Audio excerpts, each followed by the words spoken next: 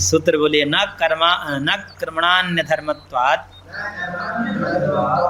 अति प्रसक्तेश्च। तो करेंगे न कर्माणि, ये कर्म न कर्मणा, ऐसा है, न कर्मणा, कर्म से भी नहीं जीवात्मा का बंधन, यानी कि जीव कर्म से भी बंधन में नहीं है। कर्म बंधन का कारण होता तो सबसे बड़े बंधन तो भगवान में ही जाते, भगवान ही सबसे बड़ा बंधन में जाते, क्योंकि उनसे बड़ा कर्म कोई करता नहीं है। जगत उत्पत्ति और पालन संहार रूपी भयंकर कर्म करना सबकी बस की बात है, उनसे बड़ा कर्म कौन करता है? तो सबसे बड़ा बंधन तो वही हो जाता है।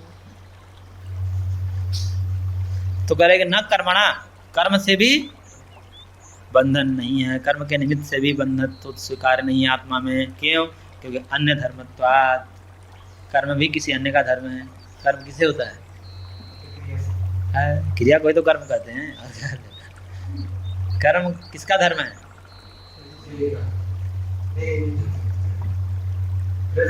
अहंकारः कर्ता न पुरुषः, एक सूत्र है, आगे आएगा भाई। रजस से नहीं होता, अहंकार से होता है। रजस तो सब में है, रजस तो प्रलय में भी है, लेकिन वहाँ कोई कर्म होता है क्या? अहंकार से कर्म होता है। और अहंकार सब क्या है? प्रकृति की विकृति है। प्रकृति से महतत्व बना, महतत्व से अहंकार बना। देखिए, जब जब आपको अहंकार होता है तभी तभी कर्म होता है। अहंकार नहीं होगा, जैसे सुसुप्ति में अहंकार खत्म हो जाता है, कोई कर्म नहीं होता। स्वप्न में अहंकार बना रहता है, इसलिए वहाँ भी घूमते फिरते रहते हैं। स्वप्न लोक में वहाँ भी कुछ घूमते रहते हैं ना। और जागृत में तो है ही, एकदम पूरे रूप में जागृत है अहंकार। और जैसे ही कोई क्रिया करनी है तो पहले अहंकार आता है, अहम आएगा, मैं अमुक कर्म करूं, तब होगा कर्म। क्रिया का मूल में क्या होगा? अहंकार होगा।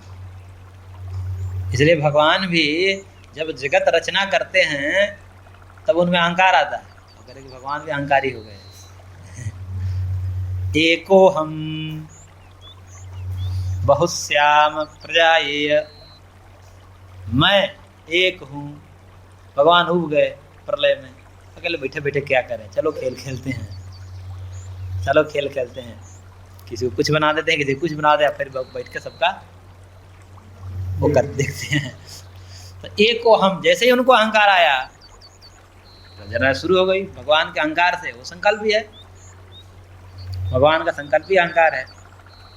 इतने संकल्प मात्र से जगत की रचना शुरू हो गई। तो जैसे ही अहंकार आया तब जाकर के भगवान भी जगत के कर्तृत्व आदि से युक्त हुए।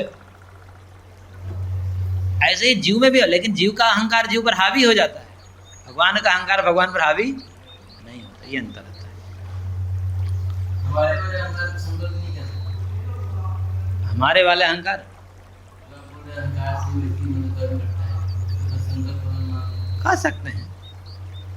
संकल्प में भी तो हम होता है, मैं ही संकल्प कर रहा हूँ, मैं ही तो संकल्प कर रहा हूँ ना। संकल्प में भी तो हम होता ही है। संकल्प का भी मूल हम मान लीजिए, या कारण कारण भाव का भेद करके दोनों को एक मान लीजिए। इसलिए अहंकार, ये कर्म किसका धर्म है? अहंकार का धर्म है। और अहंकार क्या? अंतःकरण है। मान लीजिए अंतःकरण, मन बुद्धि अहंकार, अंतःकरण सीधे कर दीजिए कि कर्म किसका धर्म है? हाँ, जब तक से अंतःकरण में इच्छा नहीं होगी, संकल्प नहीं होगा, तब तक क्रिया होगी?